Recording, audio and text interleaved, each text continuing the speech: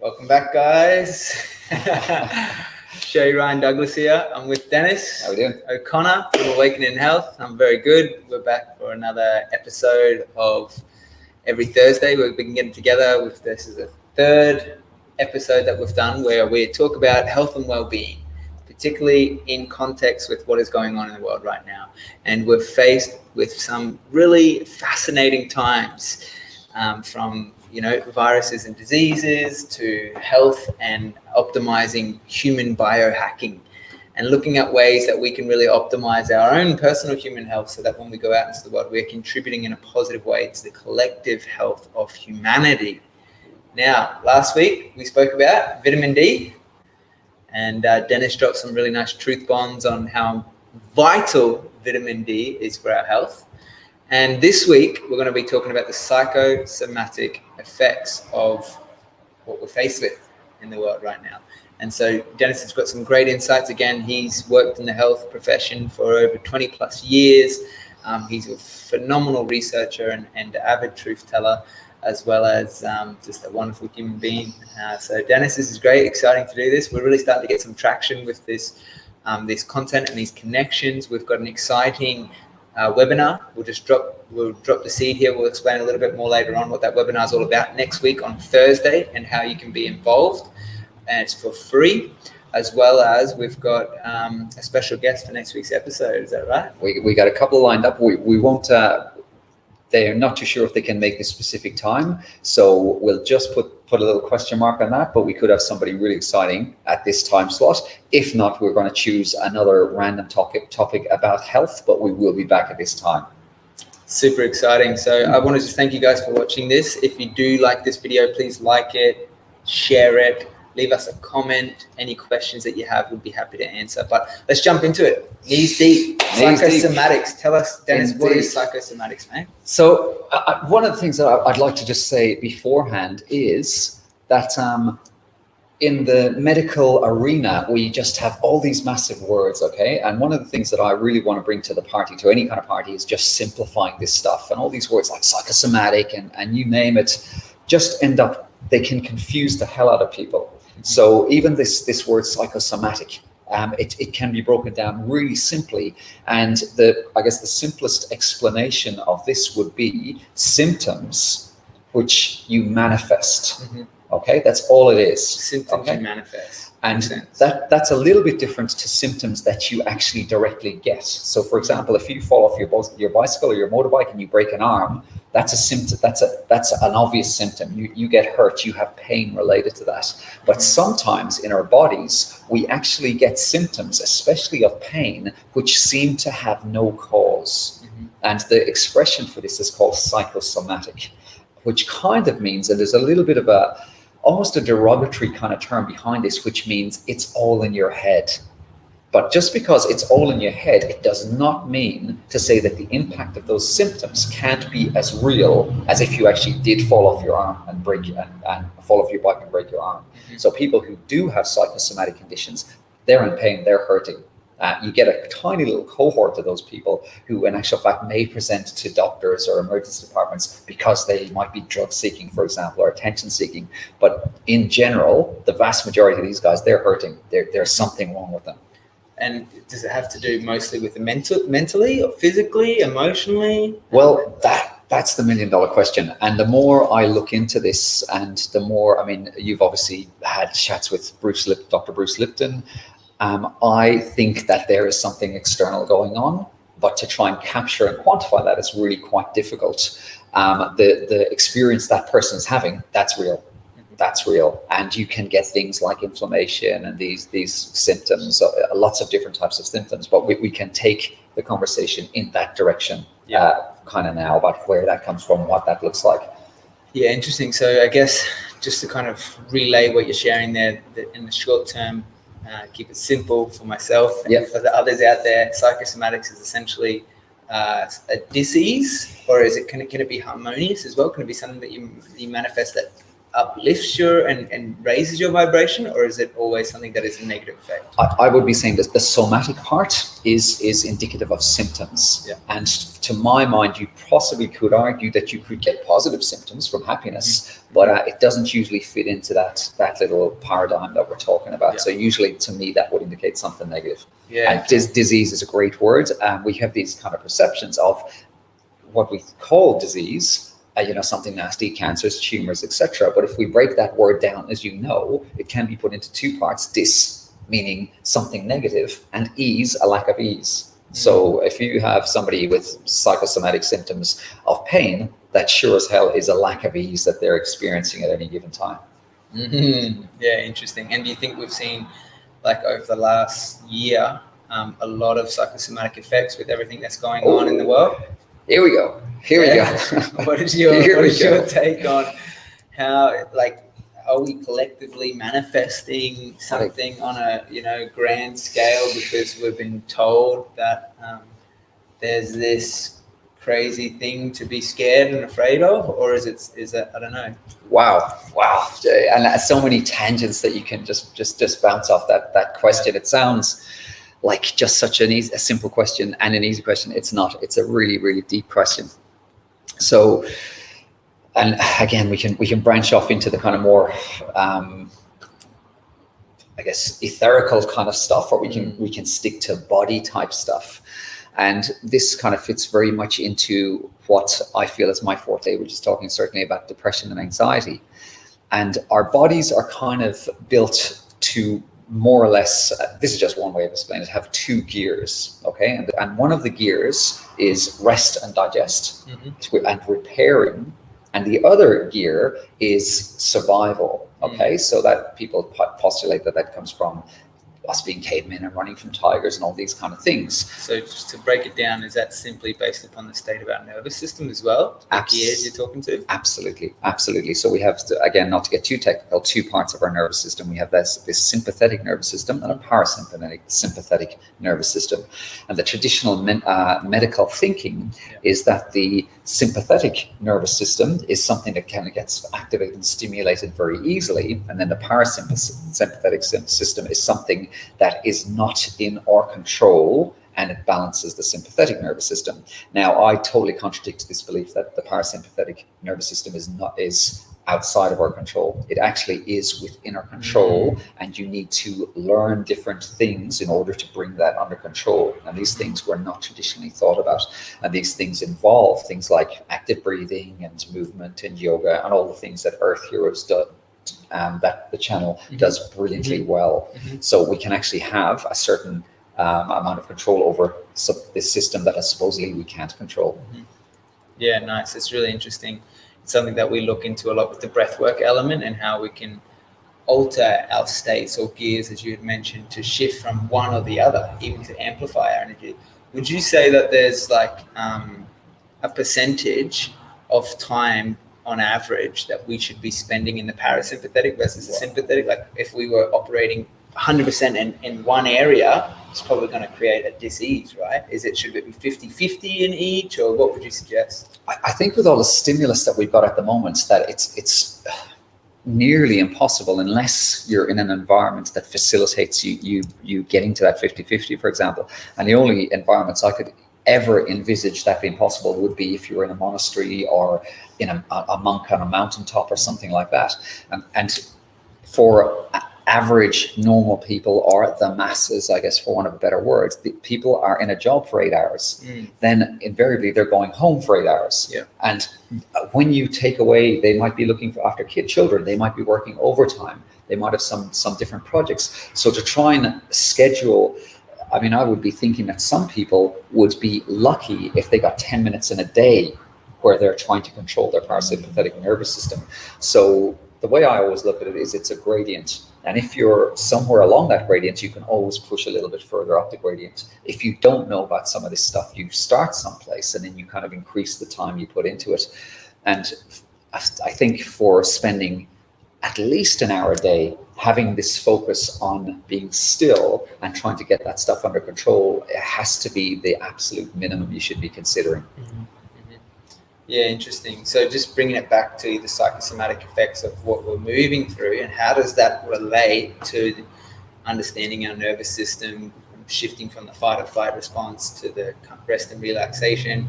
Are we, like as a collective and an individual, finding ourselves primarily in the, the fight or flight fear based kind of default based upon what we're experiencing on a large scale, or are we, happy, blissful, in harmony in the rest and relaxation state? Okay, great thing. It's a great question. Again, it's something that I'm very, very passionate about.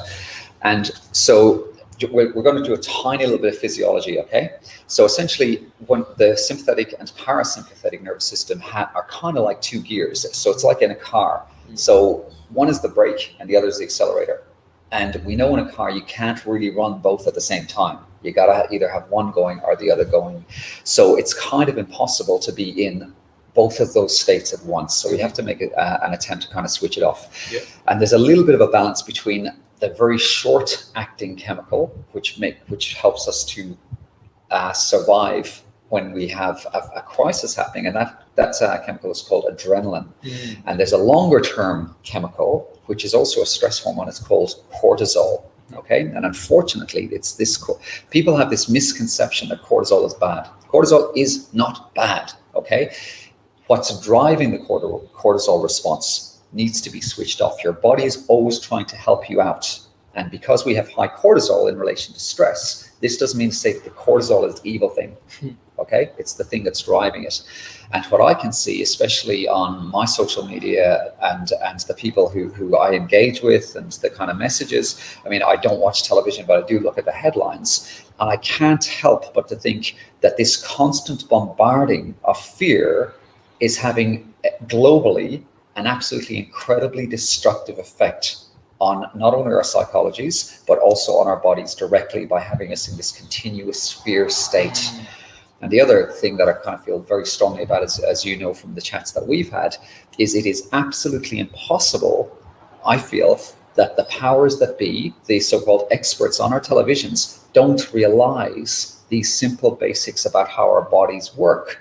And then you can take that a little bit further and you can wonder, why the hell are these people who are meant to be keeping us healthy and telling us stuff that relates to healthy information, why are they behind this bandwagon almost of pounding us with this fear that there is a person coming towards you that is just this evil mass of squirming virus that can turn around at any second and infect you, and then you're going to kill all your family and your grandmother.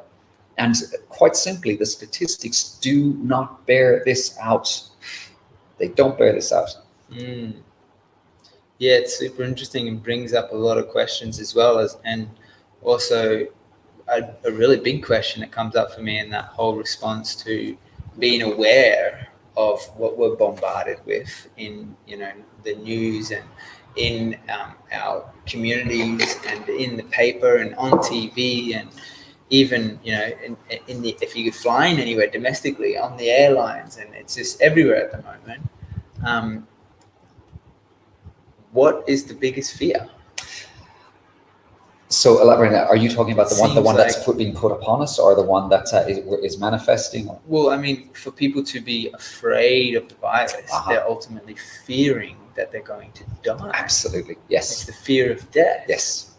Which opens up a whole can of worms when we look to discuss what that deeper element of our relationship to death is. And this is kind of a little bit of a segue away from psychosomatics. Yeah, but I think it's relevant. Also relevant, yeah.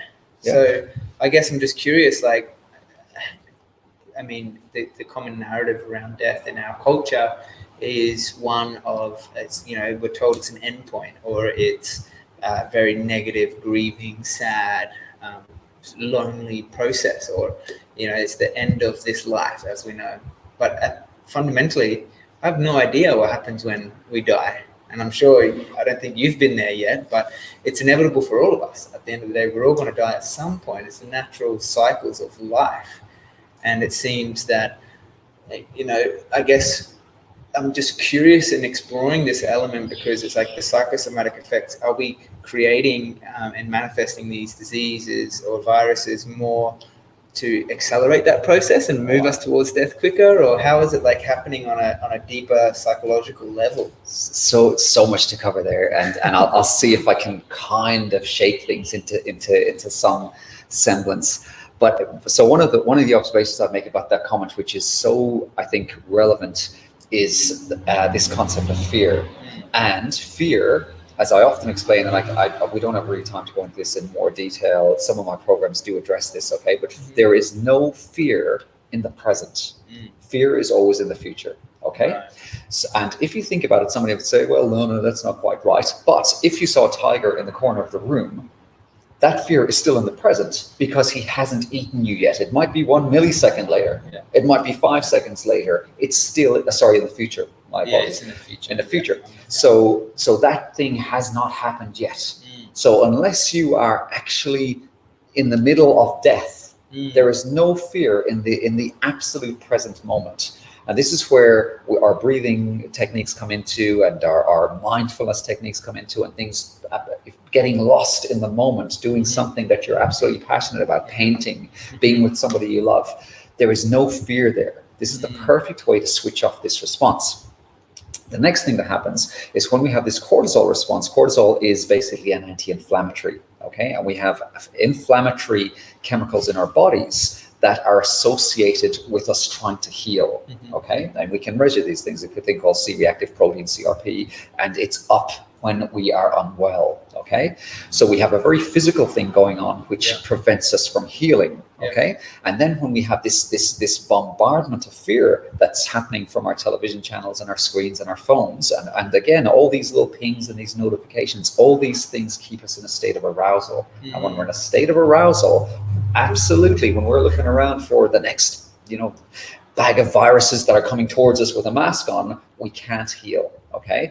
And then you could also very, very easily extrapolate and suggest, and I talked about this in one of my last YouTube videos, that 3 years ago, if I've had, this kind of joke that goes around about having man flu, okay? And sometimes when I've had a bad flu, I've felt, hey, I'm dying. And my partner at the time, or whatever, she might say, hey, listen, get to hell, get up out of bed, you're not dying. And I might crawl out of bed. Now, if I didn't have the awareness I do have about the things related to the medical industry, if I was in bed 2 years ago and I've got one of those really bad flus and I'm looking at the television, and I'm looking at my phone and I'm hearing about this pandemic, do you think that's going to make me worse or better? I could very easily be calling an ambulance, taking myself to hospital, and then depending on the treatment I get, I might not survive. And that is dangerous. And then there's a few other very interesting kind of, external things that we know about. We know that there is a kind of a consciousness thing that happens outside of us, okay? There's a guy called, who I often reference, a fellow called Rupert Sheldrake. And he has this concept of I think it's morphic resonance he talks about. And a great example of that is Roger Bannister. He broke the 4-minute mile back, in the last century early. And after that, all the records started tumbling. There's other weird stuff that goes on. You have these rats that run mazes, and they're given these really difficult mazes to run that they can't break. And then they're given certain drugs to see if they can be more intelligent or not. And every so often, one of those rats in one country works out how to do the maze. And everybody's going, oh, wow. But the funny thing that happens is different countries, the same barrier drops. Barriers in different countries with those rats fall down also, and there's been no connection. There's been no connection. So one person will see a scientific study and go, hey, those rats did this. And they go, the rats in my country did as well. And then another guy. So we know that something weird drops out into the ether. So if we have this constant conscious reminder of illness and, almost a disgust for your fellow man that they're dirty and clean and are going to kill you. That to me it's bordering on, if not criminal. It's a crime against consciousness. That's a big claim, man. And wow, that's huge. Something that I just want to peel it back to around what you were explaining with the fear element. And I really liked how you said fear is always a projection of what's coming in the future. And for me, that's like fundamentally the fear of the unknown, and then the fear of uncertainty. Like where it seems that just human nature, just from my own experience, is that it's nice to have like a routine and certainty and things in place, and I know what's coming and I know how it to be. But the moment that it's like it's changing, it's scary, because it's like, what's it changing to? What's going to come out of this? How are we going to move through this? Everything that I knew or thought I knew is maybe not relevant anymore, and I'm going to have to learn something new that I don't know, and I'm going to have to learn again and start from scratch, and maybe be humble. If I've been, over a long time building up this identity of someone or something or some business, or the fear is all going to be stripped away. It's like, wow, it's real, man. It's really real. And I really like what you shared around it being a future projection, even when it's present with us right now, like in that moment. Yeah. And essentially the psychosomatic element of it is that we're manifesting the pain and the suffering in that moment when it's not even potentially. Absolutely.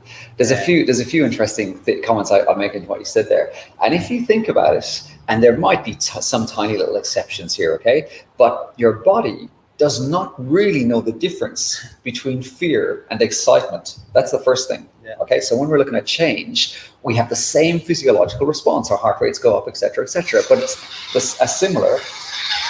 Excuse me, I don't know what this is. He's popular. Hey, everyone's onto him, eh, guys? This is a video that just started playing for some reason. I don't know why. So our bodies don't know how to work that out. Yeah. So as part of addressing, especially things like anxiety, if you were able to make that mental switch to that anxiety actually being excitement, it can be a really effective way at addressing some of your anxiety symptoms. Mm-hmm. So this is the first thing. The second thing is when you get totally immersed in a mental situation, again, sometimes your body cannot tell the difference. And a really good example of that is getting immersed in a really in-depth movie, for example, a horror movie or an action movie, and your body reacts like it's in that movie. Okay, so when we are living in an environment, it's kind of like you're watching a horror film and then like something scary happens, you jump up when you get a shock. Yeah, because it's like creating that effect in you. And to my mind, there's a couple of different worlds going on right now. I've got the world where I am calling bullshit on a lot of the stuff we're getting told in relation to the health information we're getting from TV. And I see a world of I mean, we live in paradise. I don't know, for people who are listening, we live in this little place at the top of Australia. We have rainforests and reefs, and we have these beautiful birds flying in the sky. It's just incredible. This is the world I live in. And I know for a lot of coconuts dropping off trees, to be honest, you got a higher chance of, if you're young and healthy, of being killed by a coconut than you have of COVID. Okay, right. This is just a fact. But again, there's other people, even in this place that we're living, who are living in the zombie apocalypse, that are looking at these, what they see as dirty bags of viruses and germs approaching them, and they're walking across the street. So just from the most basic logic, that cannot be healthy, living in that kind of fear. Yeah, and insulating yourself. We talked about vitamin D. Staying indoors. Keep the most important substance that you need to create in your body. One of them is vitamin D. You can't get that stuck inside. Yeah, I'm going to rant in a second. I got to breathe. Yeah, no, take a deep breath, man. Even the element of human touch, connection. Absolutely. There's so much like wonderful science that's coming out now, and that's proving how vital that is for us to be connected just through touch or in proximity. And here we are, we're supposed to be stand back. And more than that, I saw a video on my social media yesterday of these people wrapped in bin liners, garbage liners. Okay, and essentially you have a layers of insulation.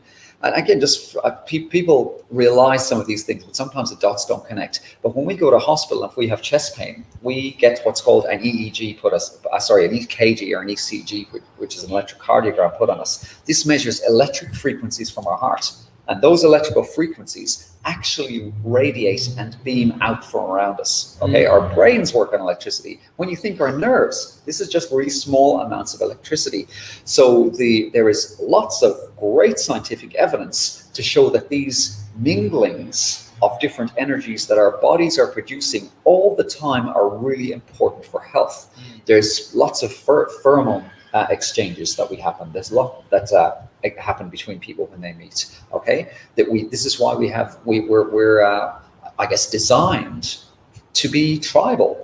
We have our communities, whether that's for some people is a bowling community or a singing community or a fraternity. It doesn't really matter. We're really things like Zoom and things like electronic tribes just do not cut it. And this is also going to make people much, much sicker. Super interesting. And so, given the circumstances of the environment that we find ourselves in, what are some very simple steps that people can take when they find themselves, in that hyperextended, it's not excitement now, it's fear, even if they're not fully aware of it, but it's like this stress response. They're a little bit panicky, freaking out. What are some simple steps they can Excellent, take? Great question. If you're healthy, and again, everybody, this is not medical advice, okay? This is me and Shay having a talk. So if you've got any medical conditions, run it past your doctor. So, and it's the conversation here is educational, okay, as opposed to medical advice. So if you are fit and healthy, and you have this barrage, I guess, of chemicals that are happening in your body is telling you, please run from a tiger. Please help me out here. So one of the most powerful things you can do is listen to your body and maybe go for a run. Go for a run. Okay. Or drop and do 20 press-ups or 30 press-ups or do your sit-ups. And as soon as your body meets that need of having to do something, you could be absolutely astonished about how you feel afterwards. It is incredibly difficult to be fearful if your arms and legs are burning because you've knocked out a lot of press-ups or a lot of sit-ups. This is the very first thing. The second, once you get rid of those chemicals that have been caused, move the body, absolutely. Once you get rid of those and interesting, we talk about breathing, but if you are out of breath from doing something like that, you're shifting dead air and bad air. So in a sense, you're actually kind of active breathing. Okay. So once you get out of that crisis situation, then you can focus on the more moderate stuff. And that more moderate stuff is all about finding stillness. And to use a bit of a cliched expression, being in the moment. And people get a little bit confused about that. It can be anything. So some people can do calligraphy or can do art or can do singing, and they just lose that portion of time. This is a healing time when this happens. Some people find it through practicing meditation, swimming. It can be anything. But what about doing a podcast, talking all the time? Man, I was just right here now with you. I was so here. It's not funny. So you were very still though. All this movement is good. I'm just moving my lymphatic system. I'm doing lymphatic drain. This is all fantastic. Absolutely. I'm talking. I'm changing my introthoracic pressure. We're gonna have to do this again. We're gonna have to do it every week. This is necessary for my health. But again, laughing. What a powerful thing to do. Laughing is incredibly powerful. So we just have to get away from this bombardment of fear, because it's either directly going to make us sick, or from a psychosomatic point of view, we are going to manifest illness. It is really that simple.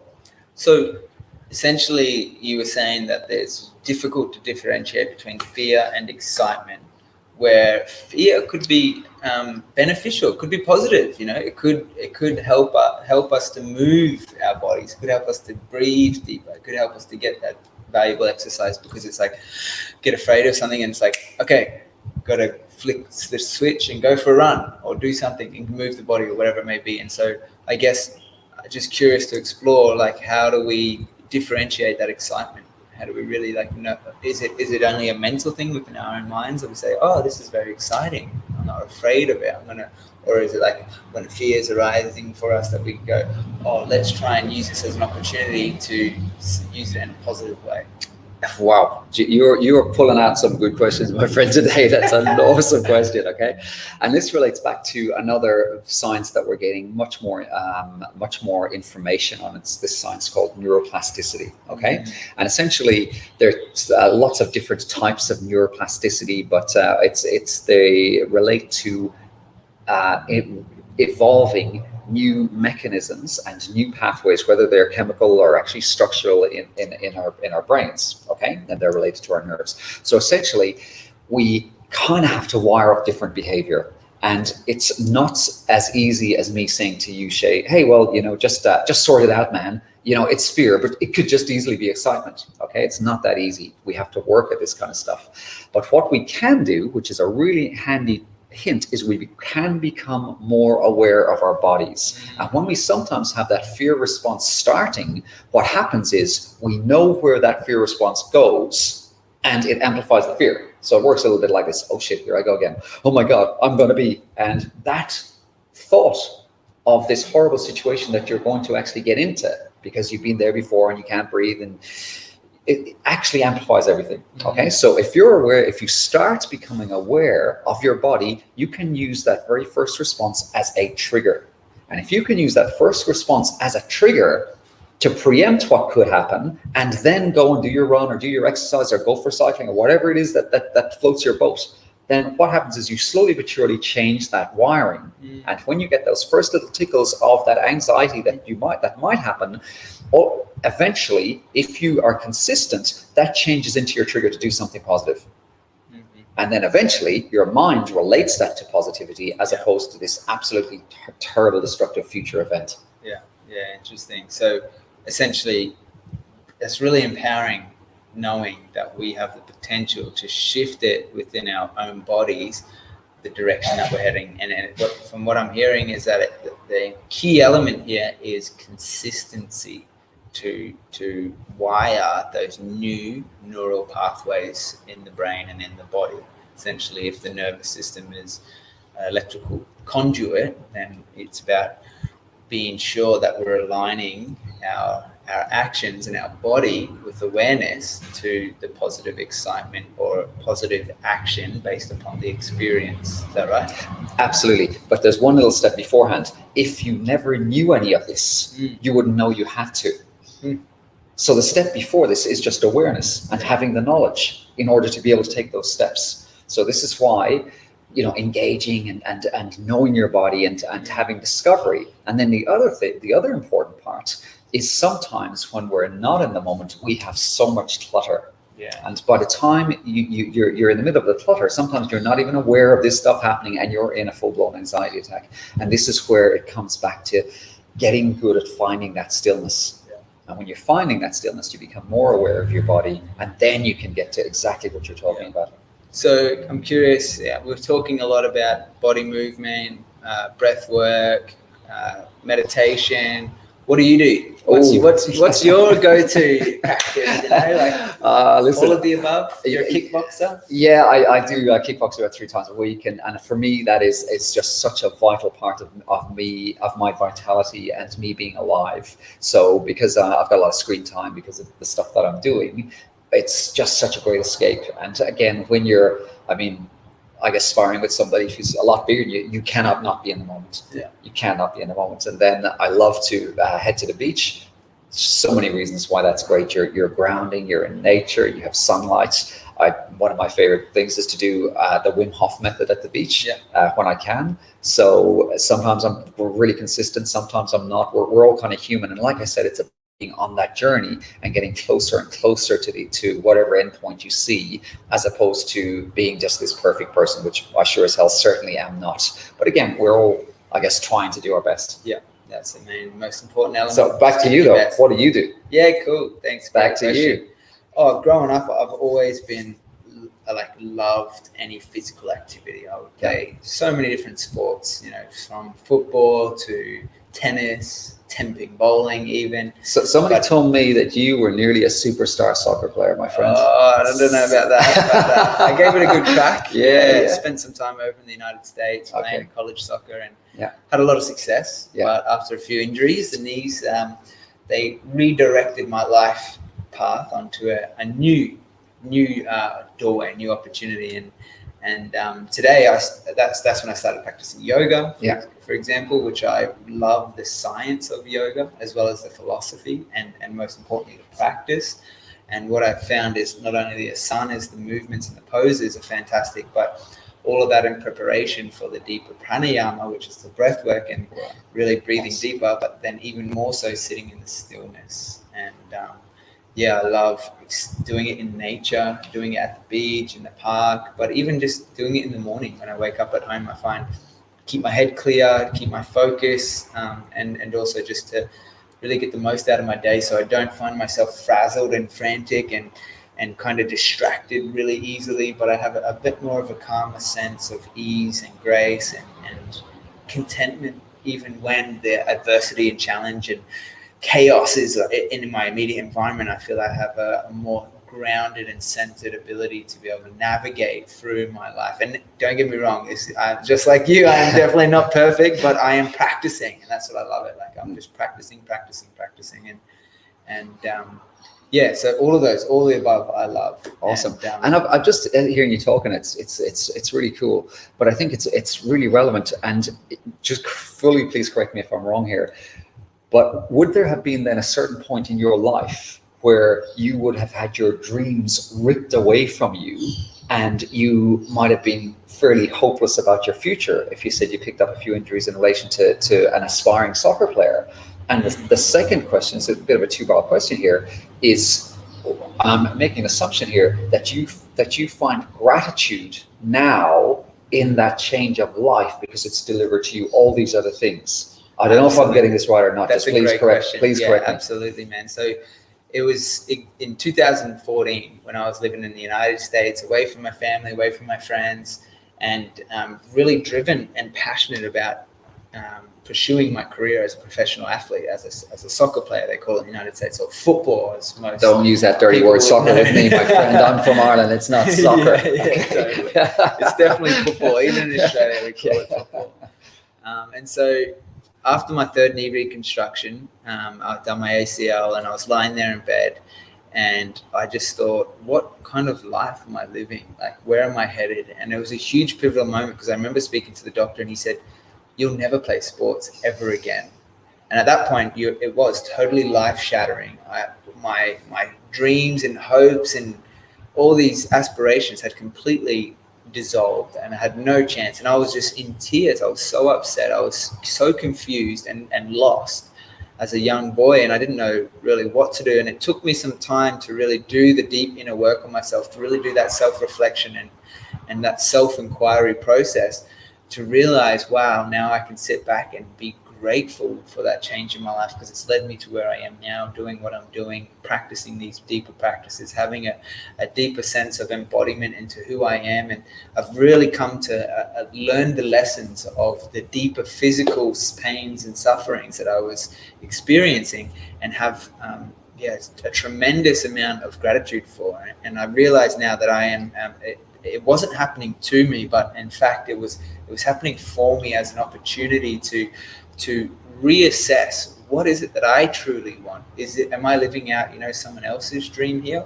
What should I be doing with my energy? How can I be directing my precious time in the most cohesive, honoring, and loving way to serve myself and my family and those in my immediate surroundings? And it was a huge period in my life in that era.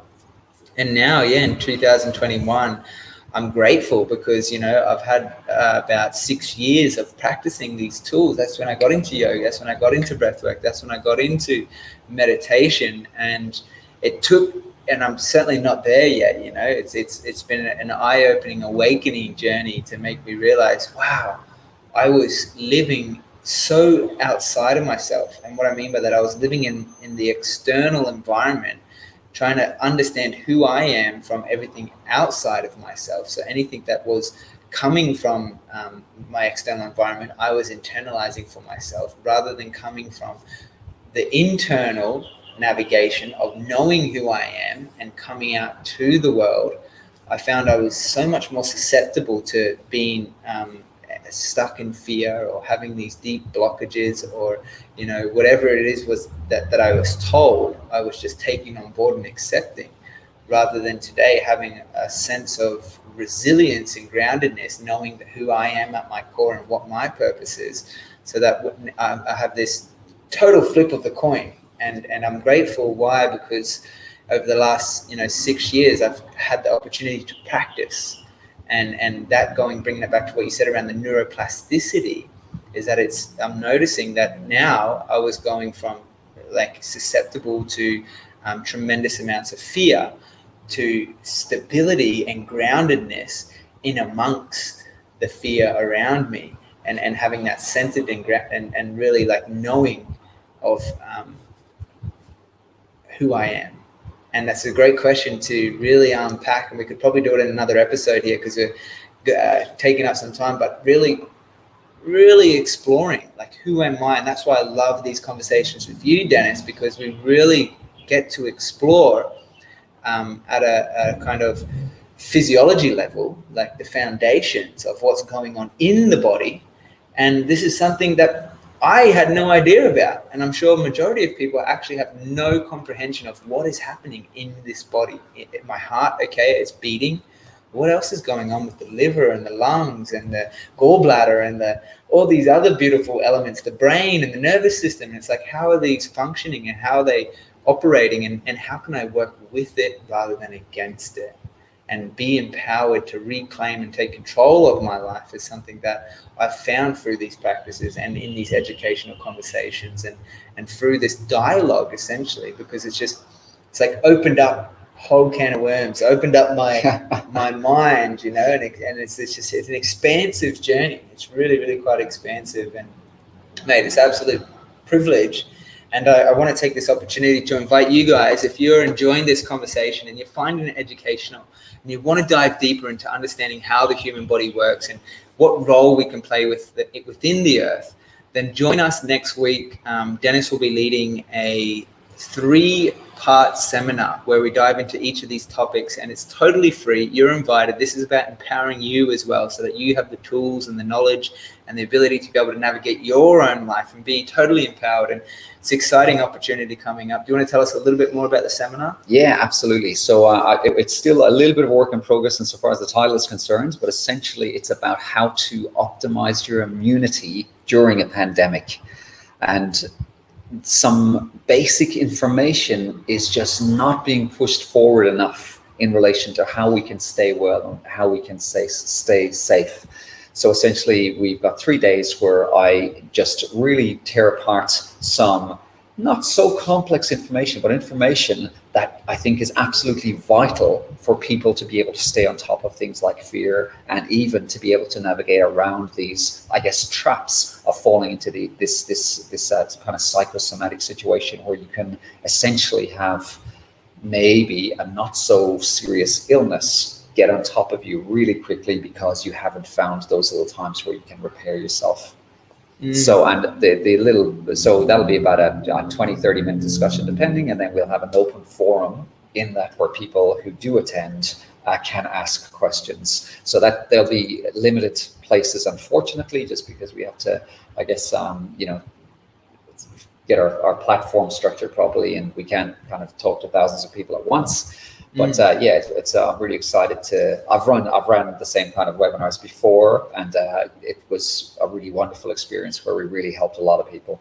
Yeah, it's really exciting. So guys, if you're interested and you're watching this right now, just leave us a comment. Just one more thing, sorry. Yep. But actually the purpose of the end of the webinar will be to invite people to purchase something, okay? And I want to be clear about that. But all the proceeds go to 2 really big heroes of mine in the truth space. One is a Dr. Vernon Coleman, and then the second guy is Ian Crane, who is an absolutely brilliant truth speaker who was quite sick just a while ago, and I don't want to go into too much details about what's wrong. So we'll be inviting people to support those 2 absolutely amazing gentlemen, and maybe just do a little bit of a fundraiser for them as well. Okay. Fantastic, Dennis. You got such a good heart, mate. You got so much to offer the world, and you just see you wanting to give back and help empower people. It's just great to spend time with you and open up this dialogue. And I want to acknowledge April. She's just left us a couple comments. Hello, all you beautiful souls. Hello, April. Thanks for tuning in and leaving us a comment. If you guys want to be a part of the webinar, how do you sign up? How do you participate? How do you get involved? Simply just leave us a comment. We will send you the invite. Will be a private group webinar, so it will be live. Both Dennis and I will be there, and we get to open up the discussion about health, well-being, and optimizing our immunity. And we may take it in a little bit of a direction that could get me kicked off YouTube or censored. So if you want to hear the no holds barred discussion, jump onto this private chat. That's it, exactly. Go a little bit deeper into it. So next week as well, same time next week after the webinar, we'll be doing these regular podcast updates and interviews. And we have a special guest next week. So tune in for that episode where Dennis and I will be sitting down with another dear friend and opening up the discussion, go a little bit deeper into the truths